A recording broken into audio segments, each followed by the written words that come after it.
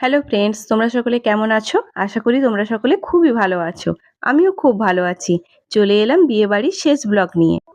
অনেক কাজ, অনেক দায়িত্বর মাঝেও বিয়ের প্রথম থেকে সবকিছু তোমাদের সঙ্গে শেয়ার করেছি। তাই জন্য শেষের ব্লগটাও তোমাদের সঙ্গে শেয়ার করলাম। এখন খাওয়া দাওয়ার একদম শেষ পর্যায়ে চলে এসেছে। গেস্টরা যারা নিমন্ত্রিত ছিলেন ওনারা সবাই খেয়ে চলে গেছেন।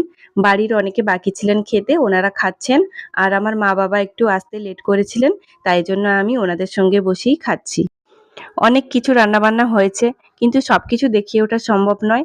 তাই যেগুলো চোখের সামনে দেখতে পেয়েছি ওগুলোরই ভিডিও করে নিয়েছি। বিয়েবাড়ির অনেকগুলো ব্লগ তোমাদের সঙ্গে শেয়ার করেছি। ব্লগগুলো কেমন হয়েছে তোমরা অবশ্যই কমেন্টে জানাবে। বিয়েবাড়ির এই কয়েকটা দিন ভীষণ আনন্দে কেটেছে। বাড়ি ভর্তি আত্মীয়-স্বজন, সকলের সঙ্গে অনেক দিন পর দেখা হয়েছে, তাই খুব ভালো লেগেছে। কিন্তু সকলে কাল বাড়ি চলে যাবে, তাই জন্য একটু মন খারাপ। কিন্তু মন খারাপ করে তো আর কিছু হবে না। সবকিছু তো আর দীর্ঘস্থায়ী নয়, সবকিছুই ক্ষণস্থায়ী। এতক্ষণ পাশে থাকার জন্য ধন্যবাদ। সকলকে শুভরাত্রি জানিয়ে আজকের ব্লগটি এখানেই শেষ করছি।